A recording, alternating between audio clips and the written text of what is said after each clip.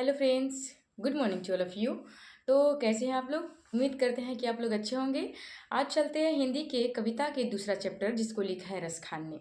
तो रसखान के द्वारा लिखी गई कुछ पंक्तियों को हम देखते हैं कि इन्होंने क्या लिखा है।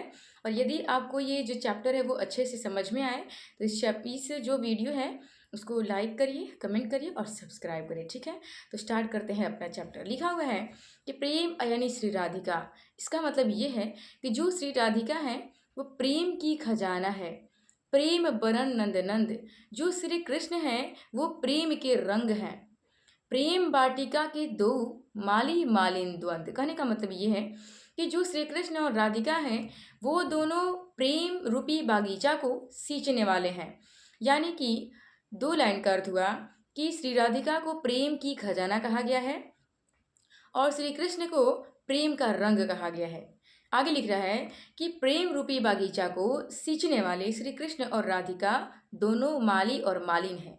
अर्थात प्रेम रूपी बागीचा के माली और मालिन श्री कृष्ण और राधिका को कहा गया है।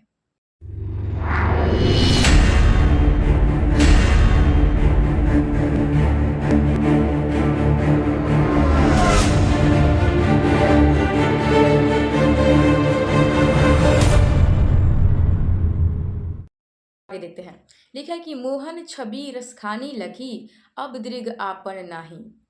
ये जो रसखान है वो बता रहे हैं कि मैंने जब से श्री कृष्ण के छवि को, जब से श्री कृष्ण की मूर्ति को, प्रतिमा को मैंने देखा है, अब दृग आपन नाही। दृग मतलब होता है कि नैन, आँख। अब मेरा आँख मेरे वश में नहीं है। अचय आवत धनुष से छूटे सर से जाही। ऐसा लग रहा है कि जिस प्रकार से धनुष से तीर छूट जाने के बाद फिर वापस मेरे आँखों ने, मेरे नैनों ने जब से श्री कृष्ण की छवि को देखा है, जब से श्री कृष्ण की प्रतिमा को देखा है, तब से मेरी नैन मेरे बस में नहीं है। कहने का मतलब ये है कि जिस प्रकार से एक धनुष से छूटा हुआ बाण वापस नहीं आता है, उसी प्रकार से ये बोल रहे हैं कि मेरा भी नैन अब उनके बस में हो चुका है, जो अब मेरे बस में नहीं है। लिख रहा है कि मोह मन मानिक ले गयो चित चोर नंद नंद। ये श्री कृष्ण को चोर बोल रहे हैं। चित चोर मतलब होता है हृदय को चुराने वाले, ठीक। तो ये कह रहे हैं कि हे कृष्ण, आप मेरे मन को, मेरे चित्त को चुरा लिए हैं। अब बेमन मैं क्या करूं परी फेर के फंद। अब मैं क्या करूं बिना मन के, क्योंकि मेरा मन, मेरी आत्मा सब आपके पास चली गई है, सब चोरी हो गया है। तो मैं अब बिना मन के क्या करूं, मैं फेर में पड़ चुका हूं। कि प्रीतम नंद किशोर जादिन ते नैनन लगियो, मन पावन चित चोर पलक ओढ़ नाही करी सको। कह रहा है रसखान कह रहे हैं कि हे श्री कृष्ण, मैं जब से आपकी छवि को मैंने देखा है, ऐसा लगता है कि मेरी पलक ही नहीं झपकती है। और ऐसा लगता है कि मेरी जो नैन है वो बस आप ही की छवि को देखनी चाहती है। यानी कि उसको आप ही की छवि को भा गई है, मेरी नैन को आप ही की छवि भा गई है। और हम चाहते हैं, मेरा मन चाहता है, मेरी नैन चाहती है कि हमेशा आप ही की छवि को क्या करें, निहारते रहें।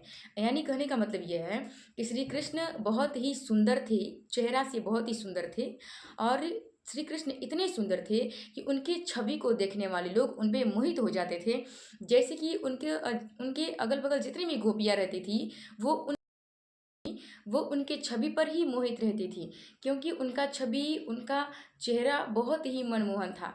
एक बार जो देख लेता था उसे बार बार उन्हें देखने की मन करता था। उनकी चेहरा, उनकी छवि इतनी मनमोहन थी। दूसरा पद में क्या लिखा हुआ है उसको सुनिएगा। दूसरा पद में आप लिखा है करील की कुंजन ऊपर वारों, करील के बागीचा के ऊपर मैं अपना सब कुछ त्याग दे सकता हूँ। लिखा है कि या लकुटी अरु कामरिया पर, तिहुपुर की ताजी डारो। रसखान कह रहे हैं कि लाठी लेने वाले, कंबल लेने वाले, गाय चराने वाले श्री कृष्ण के ऊपर मैं तीनों लोक का राज त्याग सकता हूँ। यानी कहने का मतलब यह है कि यदि श्री कृष्ण की जो कंबल है जो वो लेके जाते थे गाय चराने, जो लाठी है जो वो लेके जाते थे गाय चराने, यदि वो मेरे को मिल जाए और दूसरी तरफ मेरे को पूरे तीनों लोगों की राज मिले, तो मैं तीनों लोगों के राज को ठुकरा कर उनकी वस्तुओं को लेना पसंद करूंगा। मुझे उनसे इतना प्रेम है।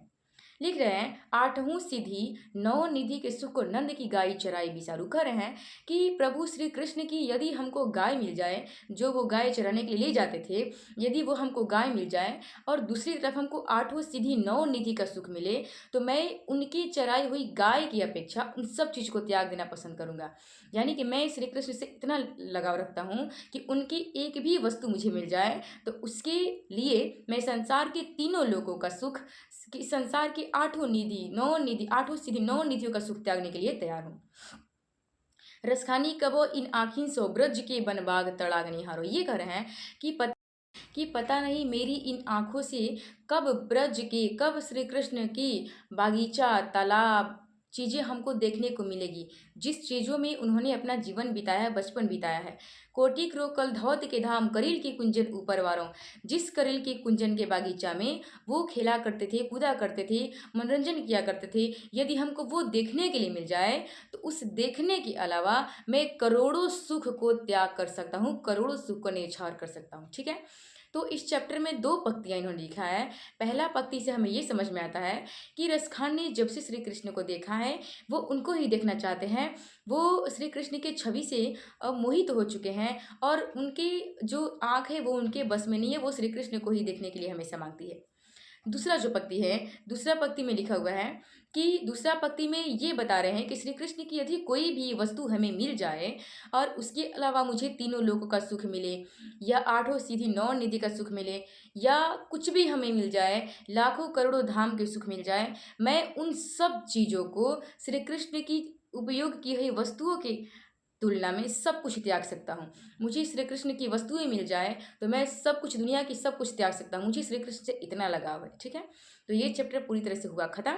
अब कुछ क्वेश्चन पूछते हैं, बता दीजिए। ठीक है, बता दीजिए पहला क्वेश्चन कि अयनी का मतलब क्या होता है। ठीक है, दूसरा क्वेश्चन कि प्रेम रूपी बागीचा के माली और मालिन किसे कहा गया है। तीसरा क्वेश्चन कि आठवीं सीधी और नौ निधि का त्याग ये किस चीज़ के लिए कर देना चाहते हैं। चौथा क्वेश्चन है कि कौन सी बागीचा के ऊपर ये अपना सर्वस्व न्यौछावर कर देना चाहते हैं।